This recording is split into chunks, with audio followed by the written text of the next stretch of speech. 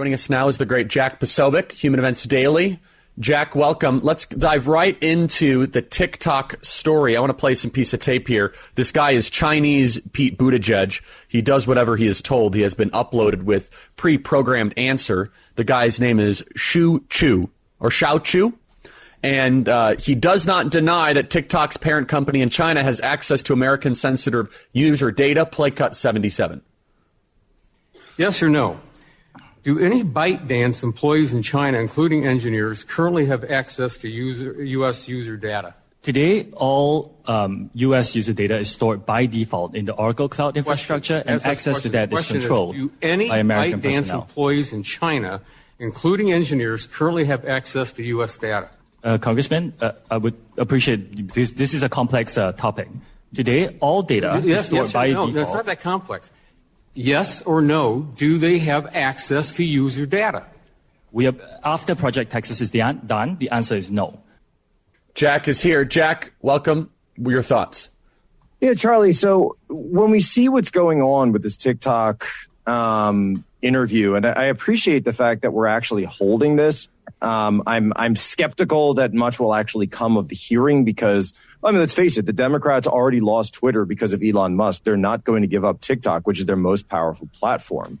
This is the platform which is completely owned by the Chinese Communist Party, with which the Chinese Communist Party uses to influence our youth, to log what's going on and track everything that's going on their phones, and then also, of course, is pushing whatever the latest trend in degeneracy and insanity is. So I remember, it reminds me of Trey Gowdy when he used to hold his trials, his hearings that never actually went anywhere. But that being said, the fact of the matter is this, that Mr. Xiao Chu, or whatever he wants to say, we know for a fact that if the CCP wants access to any of these databases, to any of these servers, they are going to have full and complete access to it. The parent company ByteDance, which was the creator of TikTok, also known as Douyin in China, of course, the algorithms that they are used to push, and I unfortunately I feel like the right questions aren't being asked yet at this hearing, because you need to ask, why is it that that the algorithm promotes certain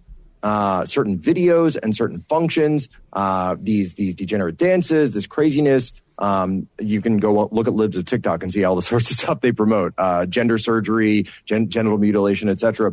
for kids. But in China, that type of stuff is suppressed. And what is actually promoted in China, classical learning, classical language, classic music, arithmetic, science. That's what's promoted in China. And in fact, on weeknights, on school nights, Douyin service actually shuts down at a certain time of the evening so that kids can't use it. They know what their target is, Charlie, and they're using it to create the influence network that they want within the United States. This is the major issue. It's not. It is about the data, but it's not just about the data, is what I'm trying to say. Let's go to cut 78. Xiao Chu. I mean, no disrespect. I'm just reading it phonetically. Xiao Chu says that Chinese officials at the parent company ByteDance had a role in preparing his testimony. Won't say if the CCP helped prep him for his congressional testimony. And by the way, he's from Singapore. Just to be clear, he is not Chinese, but he is doing the bidding of the CCP. Okay, we want to make sure we get that fact out. Play cut 78.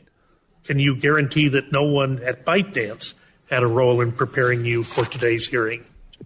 Like I said, Congressman, this is a high-profile hearing. A lot of people around the world were sending me wishes and unsolicited advice, but I prepared for this hearing with my team here in D.C. Jack, your response? I mean, he's doing exactly what he was hired to. He's doing exactly what he's hired to do. He's dancing for the cameras. He's not going to answer any specifics. He's not going to do anything. And keep in mind that he knows, by the way, and whether or not his wife, Vivian, or their two kids are in Singapore, or whether they're in mainland China right now, he knows that if he says the wrong thing in there, if he admits anything under testimony, under oath to the U.S. Congress, that his family is gone. They disappeared Jack Ma. They disappeared the biggest name in tech. Every single person in China knows that if you cross the big guy, if you cross Xi Jinping, if you make the party look bad, if you make them what they would call lose face, the concept of losing face is reputational. in China, with this being their most successful influence operation worldwide, that he will absolutely be crushed and his family will be disappeared. That's why you're not going to get any actual answers about this guy. That's why they made sure, with all of his testimony, with all of his preparation, they made sure to give him exactly what answers he would do, to dance around the question. He's using classic counter-interrogation techniques up there, and he's giving answers without actually answering anything. So I want to kind of go to a connected issue.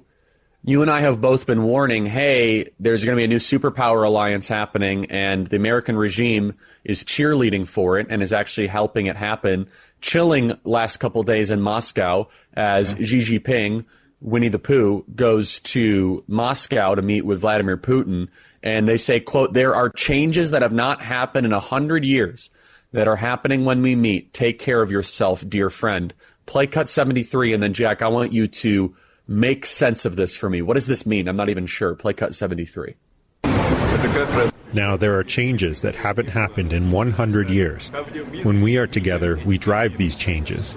I agree. Take care of yourself, dear friend, please. Jack, what does this mean?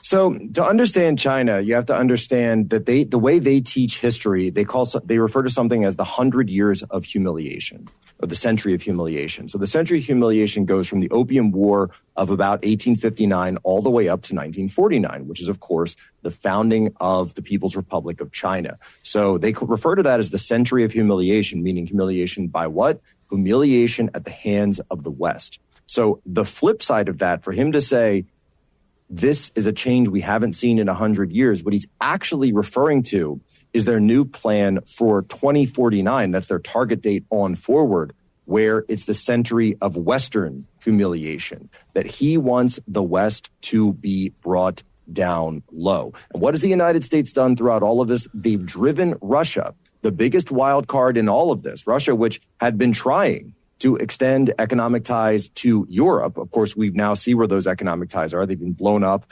most likely by the Biden administration and their allies at the bottom of the Baltic Sea, and driven Russia into the arms of China. This is the most historic meeting that we've seen in terms of the global geopolitical balance of power since Nixon going to China, which is, of course, the connection of the U.S. and China.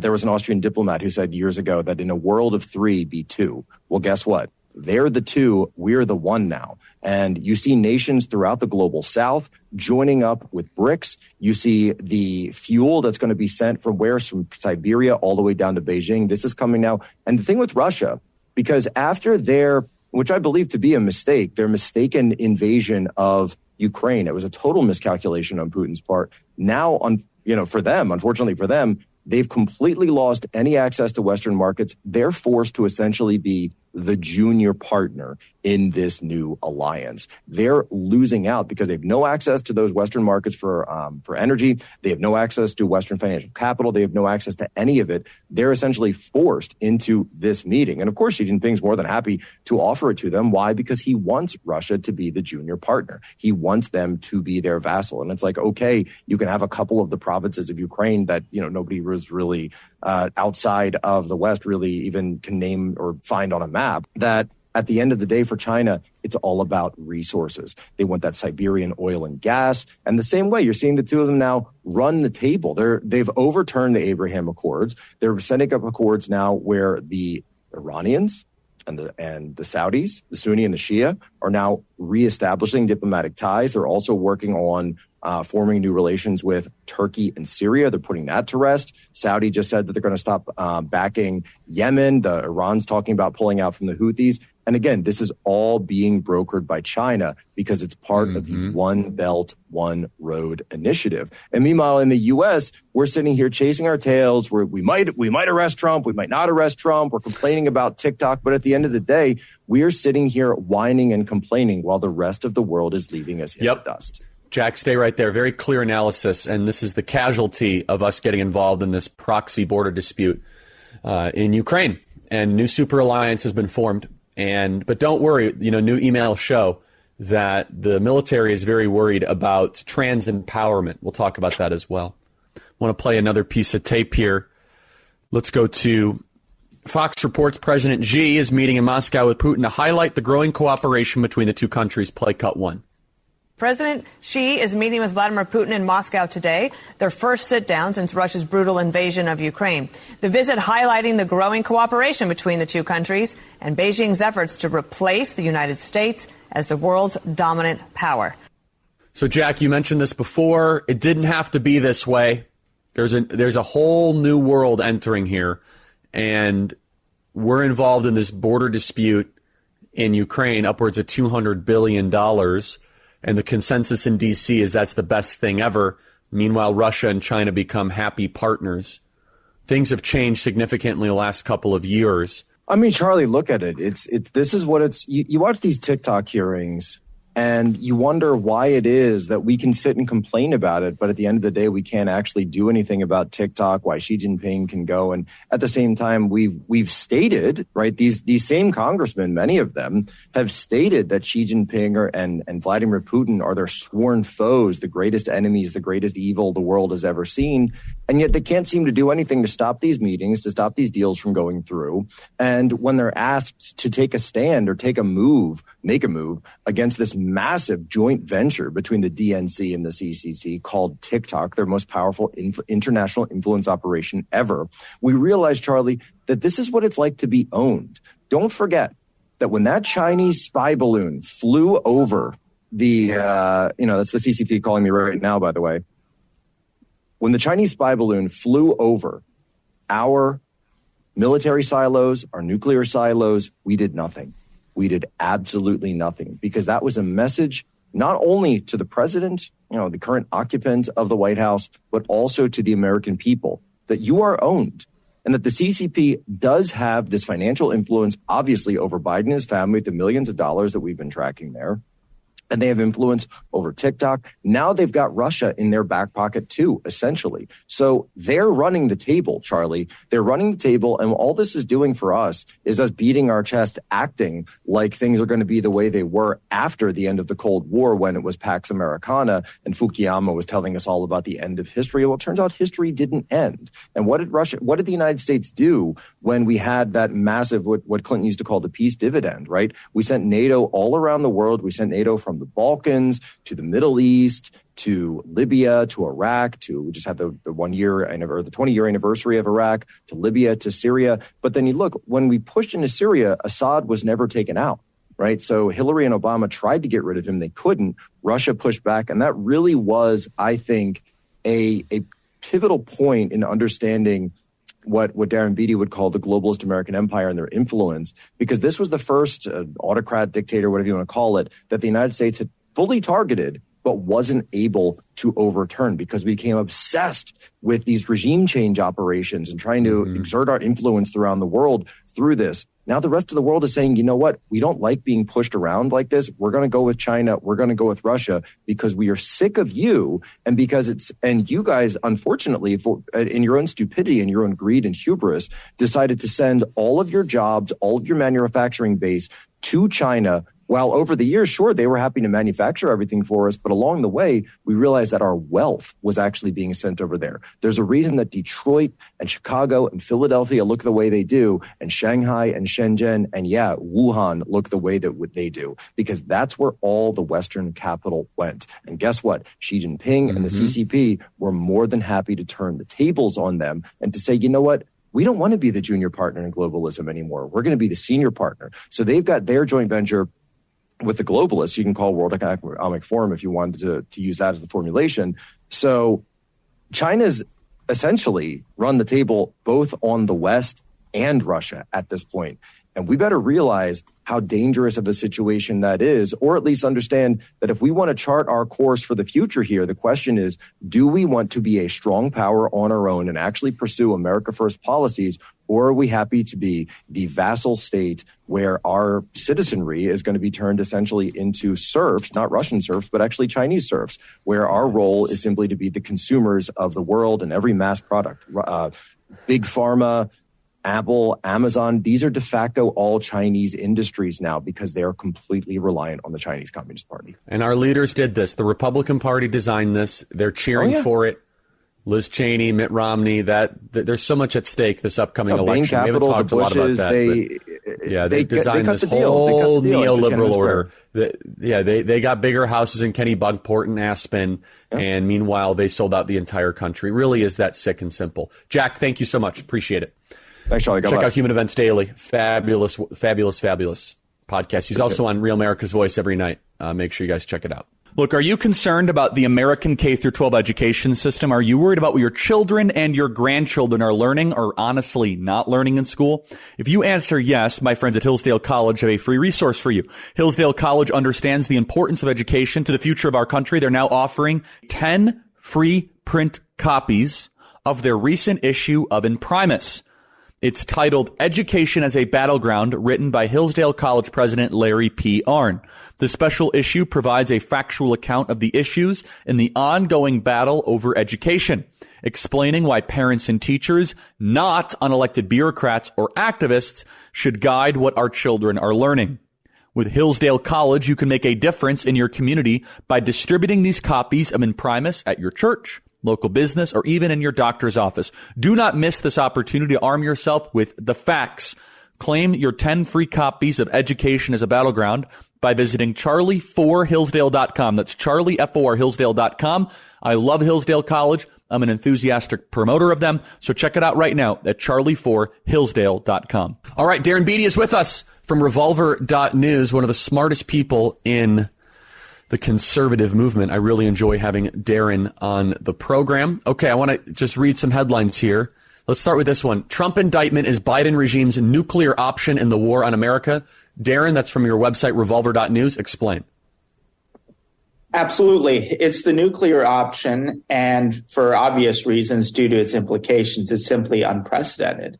It's unprecedented for the Department of Justice to criminally indict former president like this. And it's deeply, deeply dangerous for reasons that President Ford described in, talking about why he pardoned Nixon for matters that were far more serious than whatever's at issue here. Payments from Trump's own pocket for, something that isn't really that big of an issue. But if we establish this precedent that presidents can be expected to be indicted by the Justice Department run by the leader of an opposing party, then we truly do descend into banana boat territory. And it's even worse than that, because Trump isn't simply a former president. He continues to be the leader of the MAGA America First movement that is the preeminent challenge to Biden, the Biden regime, not just in a general sense, but in the very specific sense that he's the front runner for the GOP nomination. And so it's not just this retrospective issue, which is problematic enough that you would indict a former president, given, the really non-existence of a fair trial, all these other considerations. But perhaps even worse is the idea of a sitting president using his Department of Justice to criminally indict the front runner for presidential contest in the opposing party. Full banana boat republic territory. Very dangerous. It implicates, just one last point, it implicates to the very core all of the issues that the left and the Democrats pretend to care about when they invoke this idea of democracy and peaceful transition of power. That's the dark irony of it all. The whole reason they pretend to care about January 6th is that in their view, in their false view, and this amplified, insurrection nothing burger that they call it, they say this cuts to the core of the peaceful transition of power. Well, what is criminally indicting former president and criminally indicting the front runner who's going to run against the sitting president who is in charge of the Department of Justice that's responsible for the indictment? So I want to ask then, what should the response be? You understand power dynamics really well. How do we fight against this? Obviously, PR and all this. What is the proper and the prudent strategy to fight back against the banana republicification of America? I made that term up, but it works. How do we fight against it? Well, it's a great question. I think that, there have been some delays and, rumors circulating that even in New York, this corrupt scumbag district attorney is having difficulties generating consensus among the grand jury to move this indictment forward. So we'll have to see whether it happens, whether cooler heads prevail, because the political dynamic of this is, Trump has always been a beleaguered party. He ran against the coordinated opposition of every single powerful institution in the United States, and he embarrassed some of the most powerful, corrupt institutions on the planet. Clinton machine, the Bush machine, the national security state, and so forth. And so this indictment represents sort of a culmination of the regime's attempt to take him off the chessboard politically, but it also reinforces the correct understanding that he is the standard bearer for the resistance to all of the things going on in our regime that Biden is driving. And that helps him to extent politically. So it could be that cooler heads prevail and say, we don't want to give him that kind of martyr status of being indicted. It remains to be seen. But it is certainly a very dangerous escalation that we're even talking about it.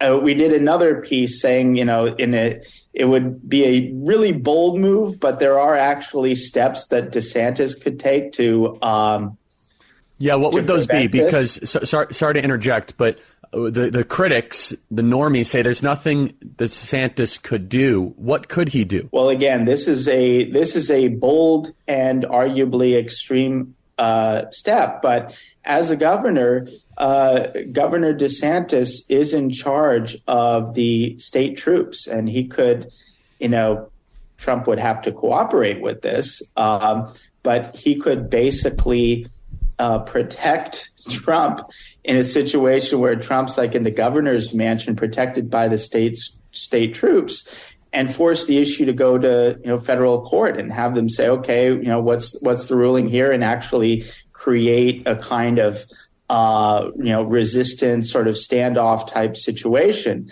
as the governor of Florida where Trump resides.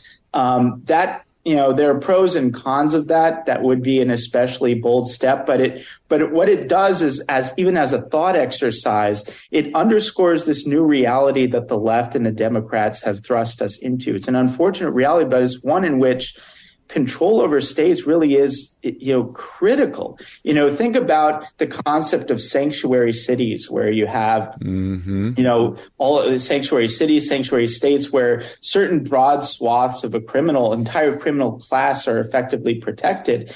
That this is sort of the next step of that. It invites us to think what the next step is of that, where you could have a situation like a Kyle Rittenhouse type situation who's protected by a Republican governor who refuses to extradite him to a blue state that wants to charge him.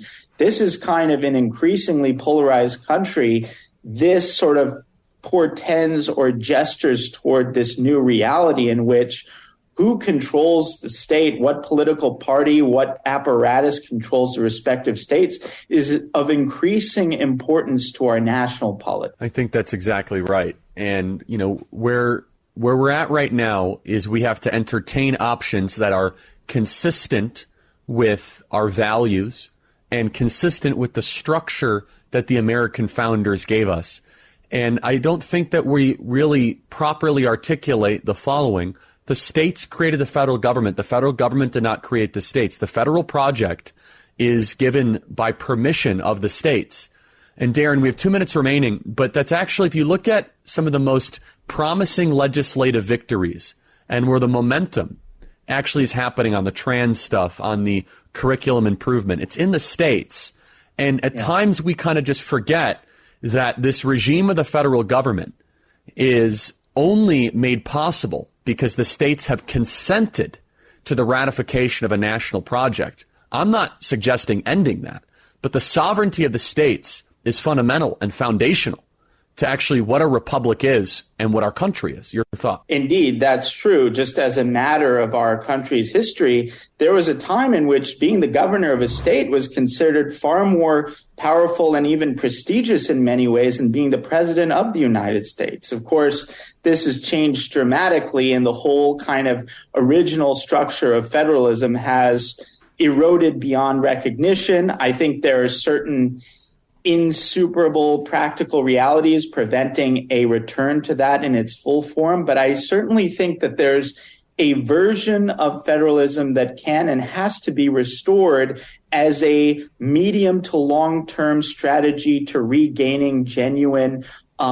political power at the national level. The federal bureaucracies are entirely gone, entirely controlled.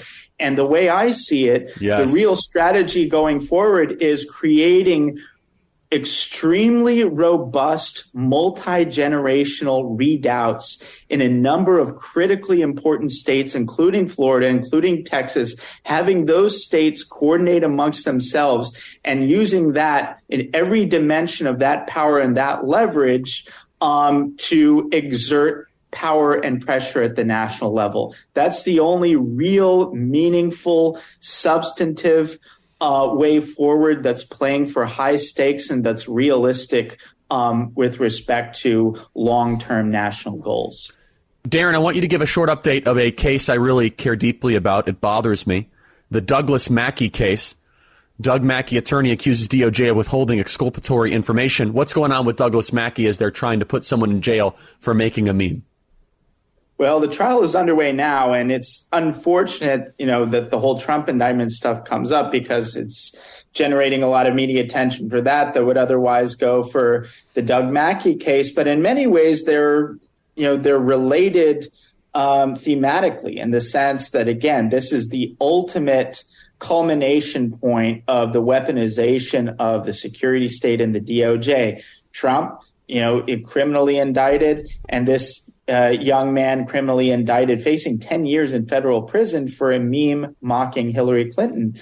It recently came out, according to Mackey's lawyer, that the government mid-trial revealed certain interviews that it conducted with Hillary Clinton campaign staffers. And Doug's counsel's position is that the substance of those interviews represents a so-called Brady violation. The government's obligated under this Brady rule to present to the defense any information that could be exculpatory or that could help to properly contextualize the credibility of a government witness. And so it's not public yet what that information could be, but in light of known Brady violations now in Proud Boys cases and other government cases that seem to be politically motivated, it is deeply concerning. And it's to the point that Mackey's legal representation is calling on a mistrial on the basis of these mid-trial revelations regarding Hillary Clinton staffers. Yeah, and just remind the audience, this is a man who made a bunch of memes and jokes, and they're threatening to put him in prison over that? Right. He made memes that adhered to a pre-existing meme format that basically says, if you want to vote for Hillary, text this number. Just kind of playing off of the notion that Hillary voters are so dumb, they'll text a number to vote. Clearly satirical. The government hasn't produced a single instance of someone actually being deceived by this and not voting on the basis of this. Nonetheless, the government's using a tortured interpretation of something called the Ku Klux Klan Act that was intended to prevent Klan members from physically intimidating African Americans from voting. They're saying that this satirical meme format somehow is encompassed by this Ku Klux Klan statute. And on this basis, they're moving to the radical extent of really trying to codify the disinformation scam into criminal law. The disinformation scam, I'm sure we've all heard this word. It's the censorship predicate du jour. Whenever the government, the regime hears something it doesn't like, they call it disinformation. Well, now they're trying to criminalize it. And again, this is the next stage. The first stage of deplatforming, you shut people up, you take them off social media. Then you take them out of their bank accounts. You wipe away their bank accounts. Then the third step of deplatforming, you put them in prison. You criminally indict them. That's what happens that's happening to Trump. That's happening to Mackey. And then the fourth step, I don't think I even need to spell it out, but it's the step that goes beyond putting someone in prison. And that's the direction we're moving. It's very, very dangerous. It represents the culmination of all of these deeply malicious trends in our politics. I agree. Darren, 45 seconds. DeSantis stock go up, stock go down the last week, and explain why.